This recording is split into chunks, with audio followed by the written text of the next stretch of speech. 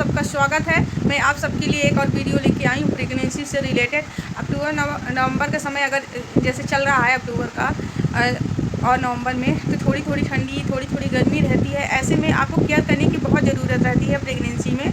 तो मैं आपको बताऊंगी आप कैसे अपना ध्यान रख सकते हैं जिससे आपको दिक्कत ना हो और जो आपके बेबी का प्रॉपर विकास हो रहा है वो अच्छे से हो, रुके ना। क्योंकि ऐसे में अगर आपको इन्फेक्शन हो जाता है तो बहुत दिक्कत होती है। अगर आप मेरा चैनल सब्सक्राइब नहीं किए तो सब्सक्राइब कर लीजिए।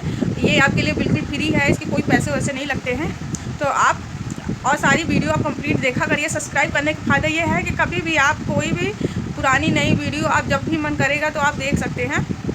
तो नवंबर और दिसंबर में या कि दिसंबर में तो बहुत ठंडी पड़ने लगती है, लेकिन अक्टूबर स्टार्टिंग अक्टूबर में नहीं, जैसे मिड अक्टूबर पड़ता है दिवाली के समय धीरे धीरे अभी ठंडी सुबह ठंडी रहती है और दोपहर में गर्मी रहती है। तो आपको कैसे करना है, आपको सारी चीज़ें कैसे खानी है, क्या क्या प्रॉपर ध्यान देना है आपको। सुबह सबसे पहले जैसे आप छोटे बच्चों को कपड़ा पहना देते हैं ना, वैसे अगर आप प्रेग्नेंट हैं तो आप कपड़ा ज़रूर पहनिएगा। सुबह सुबह ठंडी थोड़ी थोड़ी रहती है, अगर आप नहीं ध्यान देंगे और अपने पैरों में चप्पल पहन के ज़रूर रखिएगा सुबह सुबह, नहीं आपको सर्दी और जुकाम इन्फेक्शन होने का, वायरल इन्फेक्शन होने का बहुत डर रहता है। आपको सबसे पहले फ्रिज से कोई भी चीज़ निकाल के डायरेक्ट नहीं खानी है ऐसे में, और फ्रिज का पानी भी बिल्कुल नहीं पीना है।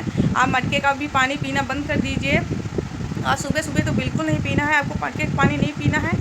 आप नॉर्मल जो बर्तन आते हैं या बाल्टी या स्टील की जो बर्तन में आप रख रहे हैं पानी, उसमें रखे हैं तो आप उसको आप पीना है नहीं। अगर आप मटके का पानी सुबह सुबह पी लिए या धीरे धीरे ठंडी पड़ रही है तो आपको सर्दी बिल्कुल हो जाएगी। और आपकी जब इन्फेक्शन हो जाएगा ना, तो आजकल तो सर्दी जुकाम नॉर्मल इन्फेक्शन ही है, इन्फेक्शन हो गया तो आप हफ्तों बीमार रहेंगे और आपको प्रॉपर इन्फेक्शन हो जाएगा और आपको डॉक्टर को दिखाना पड़ेगा। फिर आपको इसमें डाइट, जो आपकी डाइट प्लान है वो सारी चीज़ें डिस्टर्ब हो जाती हैं और आपके शरीर में पेन रहता है।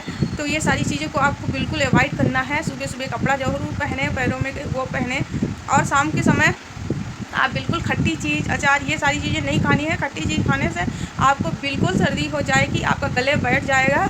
तो इसलिए आप बिल्कुल ध्यान रखिए और थोड़ा थोड़ा गुनगुना पानी भी पी लिया करिएगा, ठीक रहेगा। आपको सुबह सुबह गलाले भी हो जाएंगे तो आप ये सारी चीज़ों का ध्यान रखेंगे तो आपको इन्फेक्शन नहीं होगा।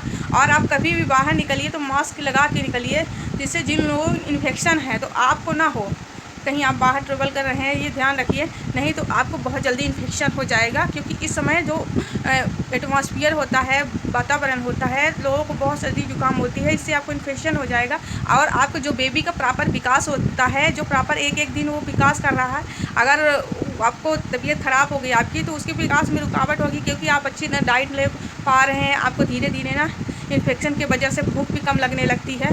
तो ये सारी चीज़ें होंगी तो आपकी बेबी में दिक्कत होगी, उसका विकास कम होगा। कभी कभी ना हमारे जब हम अच्छी डाइट नहीं ले रहे, इन्फेक्शन हो रहा है तो आपको एनीमिया मतलब खून की कमी भी हो जाती है ऐसे में। तो ये सारी चीज़ों का आप बिल्कुल ध्यान रखिएगा।